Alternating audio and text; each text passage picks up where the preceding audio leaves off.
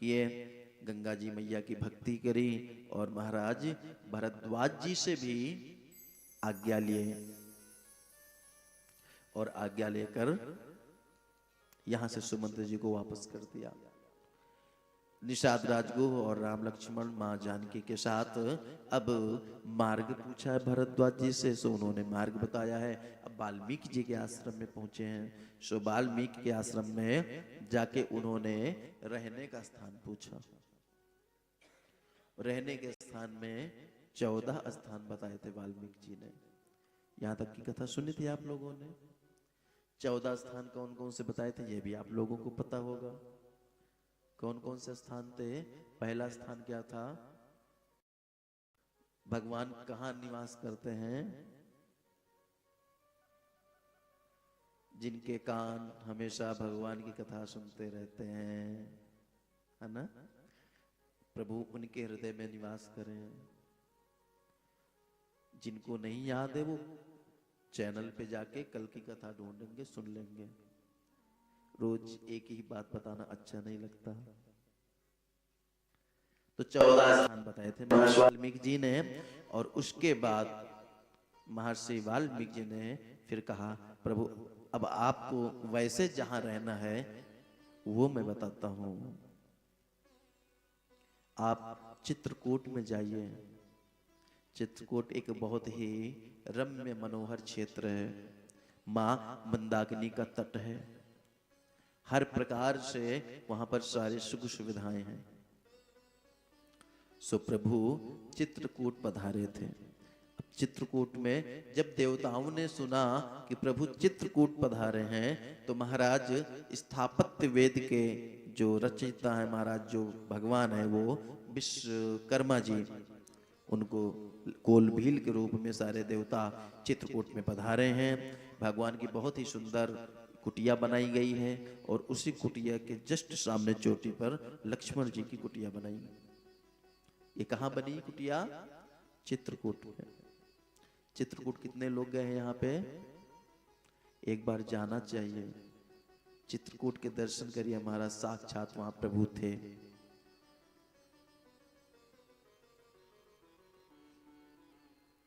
महाराज विश्वामित्र सारे भगवान वहां पर कोलभील के रूप में, किरात के रूप में सब चित्रकूट में निवास कर रहे हैं। अब प्रभु भी वहां पर बैठे हैं। एहि विधि मुनिवर भवन सुहाए, एहि विधि मुनिवर भवन सुहाए, बचन सप्रेम राम मन भाए, बचन सप्रेम राम मन भाए, कह मुनि सुनहु भाल कुल नायक, कह मुनि सुनहु भाल कुल नायक, आश्रम कहूँ समय सुखदायक, आश्रम समय सुखदायक, चित्रकूट गिरि करहु निवासु, चित्रकूट करहु निवासु, तहाँ तुम्हार सब भांति सुपासु, जहाँ तुम्हार सब भांति सुपासु, सैलो सुहावन कानन चारु, सैल सुहावन कानन चारु, करी के हरि मृग बिहग बिहारू, करी के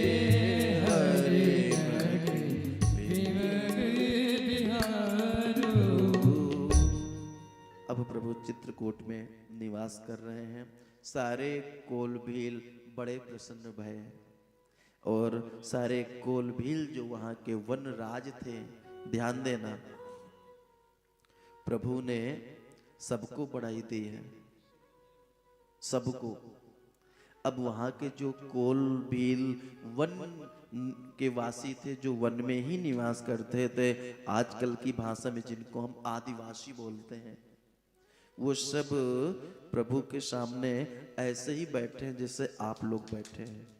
प्रभु के सामने ऐसे ही बैठे हैं जैसे आप लोग बैठे हैं। और बैठने के बाद प्रभु से कह रहे हैं, प्रभु बड़ा अच्छा किया, आप आए, आपने दर्शन दिया और आपके चरण जहां जहां पड़े हैं वो स्थान एकदम पवित्र हो गई। हे प्रभु, इस स्थान को छोड़ के जाइए ना गामत। हे प्रभु, आपको कोई दिक्कत होगी, कोई परेशानी होगी तो हम सब आपकी सेवा करेंगे। हे प्रभु, आज इन आंखें अपने भाग्य की सराहना कर रहे हैं कि इन आंखों ने आपका दर्शन किया है।